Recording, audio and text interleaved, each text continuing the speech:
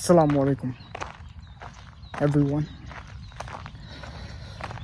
Normally I do my videos inside the crib, but I thought, you know what? It's nice outside, and I'm here in nature. So let me do maybe this one video, or maybe other videos outside the house. And I've been thinking lately, a lot of people, they follow secularism, right? For some weird reason. Especially, I understand an atheist following secularism, right? But someone of a religious background, that makes absolutely no sense. Yeah. Look at these birds, right?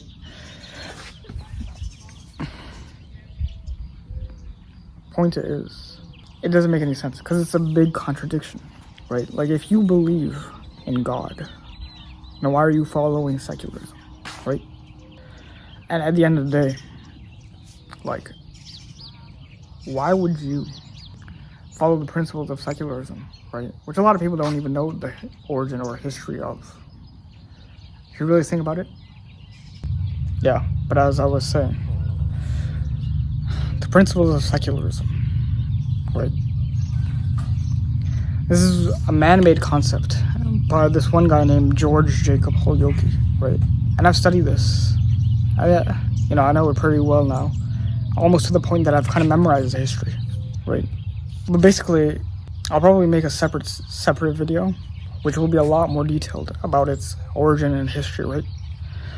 But basically, what you need to know about George Jacob Holyoke is that he's the guy who basically, if you want to call him the prophet of secularism, that's basically what he is, right? The atheist prophet. That's what he is. And the irony about this guy is that despite so many people today, blindly following secularism, right? And glazing it to the point of just, worshiping it, right? The man himself, George Jacob Holyoke, he actually was a very bandwagon in the belief of secularism. He would go back and forth, right? He would go back and forth between following, being a Christian and being an atheist, right? Like, sometimes he would be a Christian, sometimes he would be an atheist, depending on which bandwagon he was riding, right? And it's actually kind of ironic that the guy who invented secularism wasn't even that sure of it, right? The irony, right? And subhanallah, falsehood always has its doubts, right? And it's not even just doubts. This guy was leaving secularism constantly, right?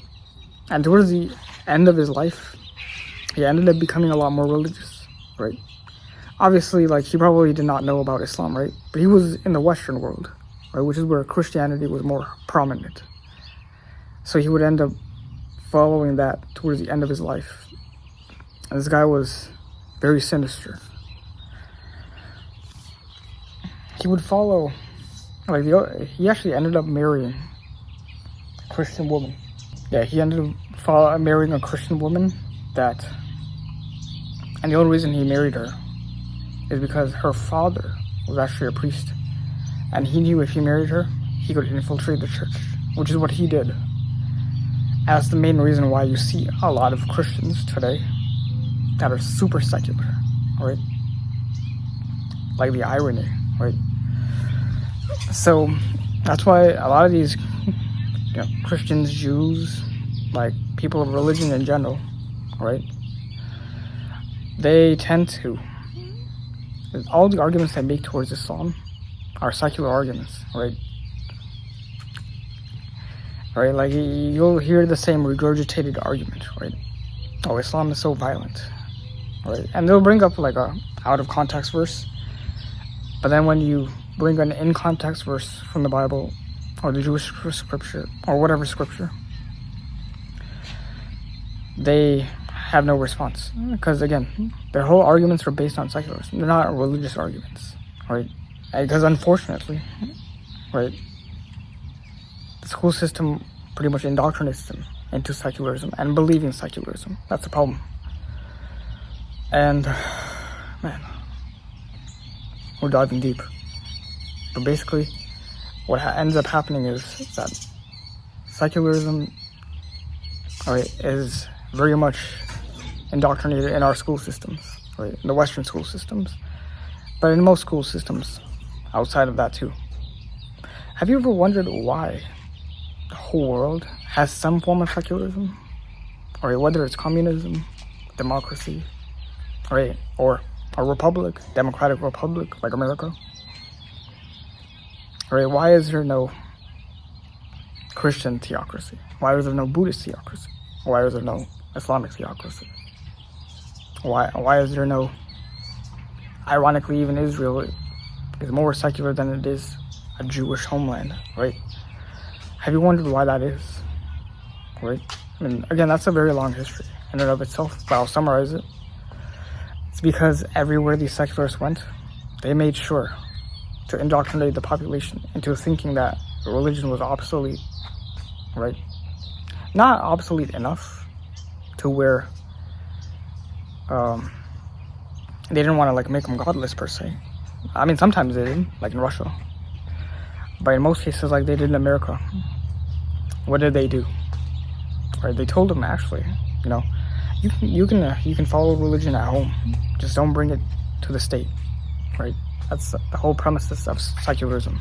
It's a wolf in sheep's clothing for atheism, because by default, it's an atheistic theocracy, ironically.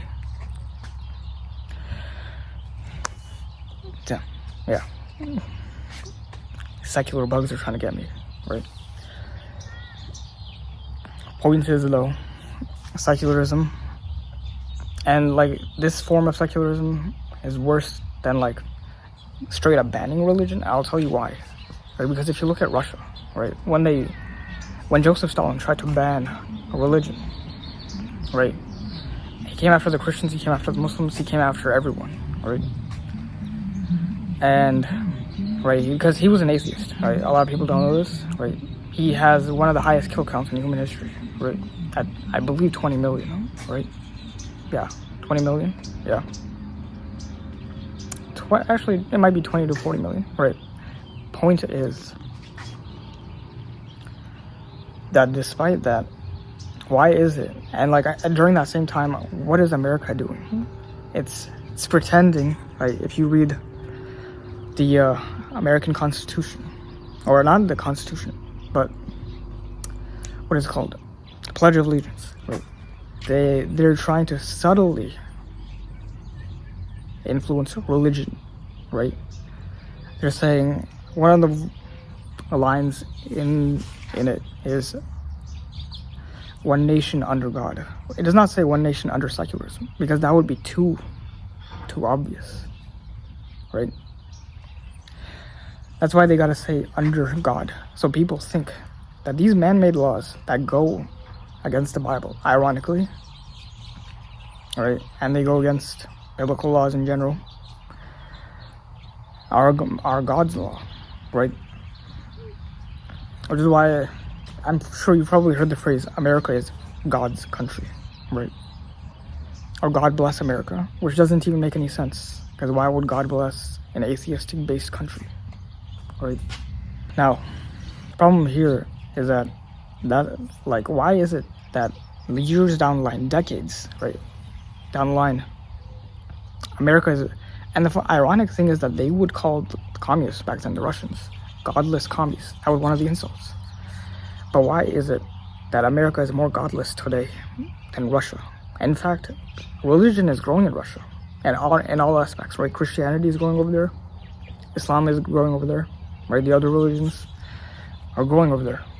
Why is that? Why did, America ironically used to insult them for being godless? Now America's the godless one, right? Why is that? It's because when you try to ban religion, people tend to revolt, and they don't like being told what to do, right? But like direct orders of oppression, right? But if you subtly manipulate them, you brainwash them over time, right? And you basically tell them, hey, just keep religion at home, it's just a ritual. And if you keep secularism at the state, basically the government level, people are going to slowly, every generation, become more and more godless, right? Like, that's going to happen by default, which is why, like, atheism is increasing and unfortunately Christianity is dying, right? And this is not just America, this is the West in general, with the exception of Russia, right? And that's like, if you want to count Russia as the West, that's up to you, right? But why is that, right? It's very obvious, because outside of Russia, every other secular, well, outside of the ones that have a communist past, which includes Russia, and like maybe like, I believe Romania, and like these other countries, Eastern European countries, at one point in their history, they were forced to be atheists, right? They were forced to be godless. And when you're forced, within the next generation, you appreciate religion more, right? Because the freedom of religion is gone, right? But the irony is that does freedom of religion really exist if you can't practice it at the state level? Right? That's for you to decide. But, and you're not allowed to do certain rituals, right? Like for example, like in the West America, right? Or other Western European countries like the UK. But why is that exactly? It's because Russia, of all people, right, or of all countries, over generation they became more, like, I guess, God-fearing or godful, right? Instead of godless. Because you would think that if they're being forced to be atheists, then over time, the next generation would be more atheist, right? But that's not what happened. And the reason why is because, the parents probably have some influence, right? And also it's like, wait, why are you trying to force us to be atheists? Right? And also, like, atheism just by default and secularism by default leads to degeneracy, right? So they knew, like, maybe like one generation after the people who were struggling under communism, they ended up becoming degenerates, and then their parents, they saw, like, wait, before secularism we were fine, and before atheism we were fine, but when we were forced into it, that's when the downfall kind of happened. But in America you don't see that, because that's the trick of the school system, really, right? If you just subtly remove religion, slowly, right, and you introduce more secular, more atheistic ideals, right, degenerate ideals, right, that could be a number of things, right? But I'm just thinking about, I don't know about you guys, right, but when I was in high school, I remember one of the most prominent books we had to read was these Khaled Hosseini books, which I actually think is one of the worst books you can read, because all it does is talk down on Islam, and it talks down on Muslim culture, right? And like I know Khaled Hosseini is like nothing but a paid agent, right? Paid psyop, really, right? And other, like, yeah. But basically his books are so trash that he would talk about these things that would never really happen in Afghanistan, but he made it seem like, oh yeah, this is going to happen. Fortunately, right, a lot of people fell for it, right? And like, this is Islam, right? But before that, in America, they would try to make it seem like, just like overall, just think about any high school class, right? A lot of them, like, they talk down on religion. I remember even in college classes, they would talk down on religion, right? Oh, look at, like, for example, I remember this one teacher,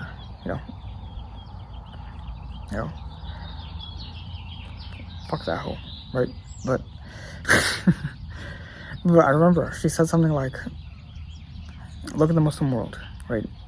She's drawing a conclusion, causation, and or what is it? Causation and no correlation, right? Look at the Muslim world, right? They're misogynistic, and look at how undeveloped they are. But the only countries she mentioned were the undeveloped countries, right? The ones that were war-torn, right? Colonized, right? She didn't mention countries like the UAE, Qatar, Bahrain, right? Countries that have a higher GDP than America. That have a higher GDP, the highest GDP in the world. Yeah, in fact, it's Qatar and Bahrain. These two are always competing with one another, right? So it makes you wonder. There is a lot of brainwashing when it comes to secularism and atheism, right? And it's unfortunate because most people don't realize it, right? Especially, like today, you can't even tell the difference between an atheist and a Christian nowadays. Like, they're basically the same. Degenerates, right? And I'm not saying this to insult anyone, but it's just true. And, this unfortunately happened in the Muslim world too with the Kamalist, right? We're basically just a bunch of atheists, right? Secularists, right? And, with Ataturk, unfortunately what he did is kind of sinister because he changed the language of Turkey, which I think had a way more impact.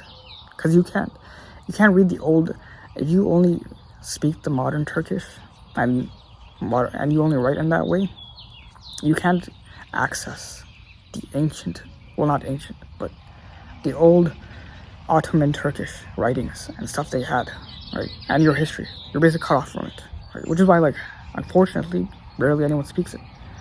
And it's a shame because the Turks have got to go back to that Ottoman Turkish if they want to reclaim their history, right? And it's one of the biggest crimes that probably happened in the Muslim world because it disconnected them from their Islamic past, Islamic glory, right? But I'll probably end this off with saying everything around you is secularism. So beware of how they're brainwashing you, right? And beware of the history behind it.